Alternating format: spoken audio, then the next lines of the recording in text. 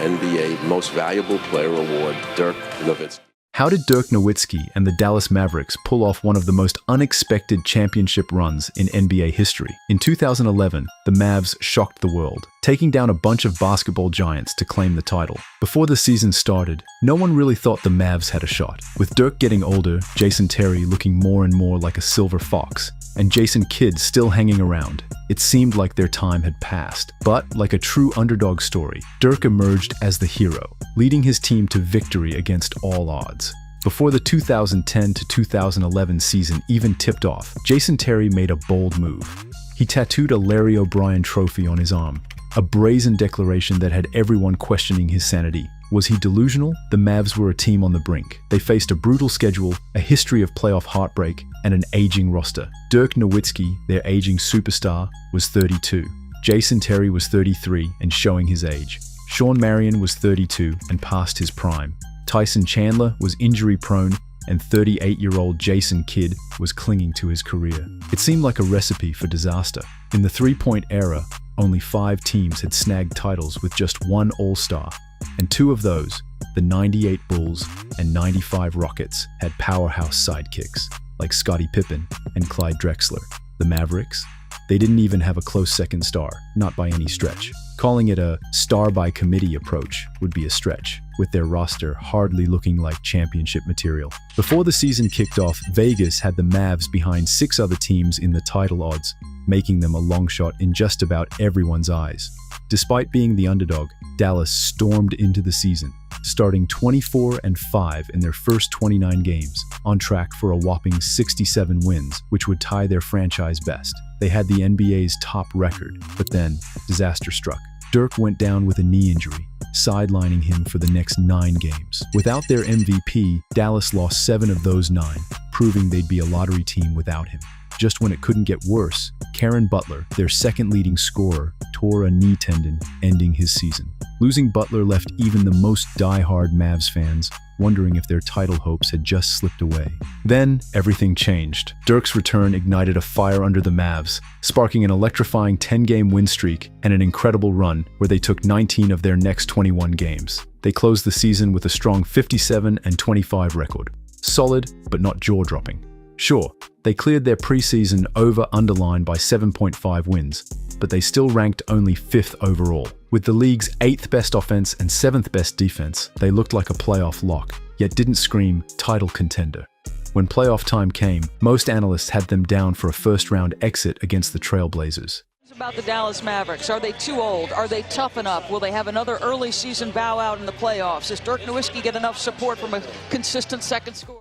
Doubts swirled around the Dallas Mavericks. Were they too old? Did they have the grit to make a deep playoff run? Would this be another year of early playoff heartbreak? And perhaps the biggest question, could Dirk Nowitzki count on a reliable second scorer to lighten the load? Then the Mavs shifted into overdrive, picking up right where they left off in the regular season. As the league's most clutch team, they didn't fade in the playoffs. They thrived. Each tight win felt more electrifying, more miraculous than the last. When the pressure was at its peak, Dallas hit another level. With Nowitzki lighting it up offensively and Tyson Chandler locking down the defense, they pushed past the Trailblazers, advancing to the second round to face the reigning champs. In Game 1 against the Lakers, the Mavs stumbled out of the gate, quickly falling behind.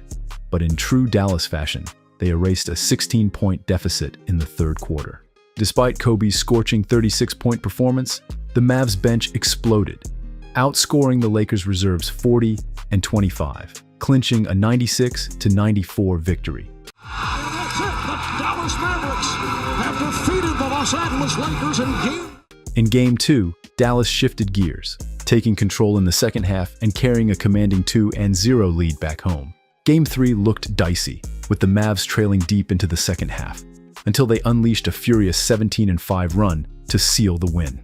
After Kobe's hot Game 1, Dallas's defense turned up the intensity, with Kidd, Chandler, and Shawn Marion throwing everything at the Black Mamba, holding him to just 23, 17, and 17 points in the remaining games. Without Kobe firing at full strength, the Lakers crumbled. The Mavs hitting an incredible 46% from deep stunned the basketball world by sweeping the series and sending the defending champs packing. After an impressive semi-final win, the stage was set for an epic 2011 NBA Finals clash between the Dallas Mavericks and the Miami Heat's new super team of LeBron James, Dwyane Wade, and Chris Bosh. Might not pass this way again. He's at the end of his 13th season. His point guard, Jason Kidd, is 38. Sean Marion, Jason Terry are 33 years of age. Dirk doesn't have a Dwyane Wade or even a Bosh. Miami came out strong, taking Game 1 decisively and, by Game 2, held a commanding 15-point lead with just 6 minutes remaining, seemingly ready to crush Dallas. But the Mavericks had other plans. Driven by grit and relentless defense, they clawed back point by point until the game was within reach. Then, with ice in his veins, Dirk Nowitzki took over, sealing the comeback with a clutch left-handed layup over Chris Bosh to tie the series. When the Heat snagged Game 3, LeBron and Wade got cocky, so much so that they actually mocked Dirk, who was playing through the flu. But all they did was stoke the fire in Dallas. In Game 4, Dallas showed up determined, holding the Heat to just 14 points in the fourth quarter.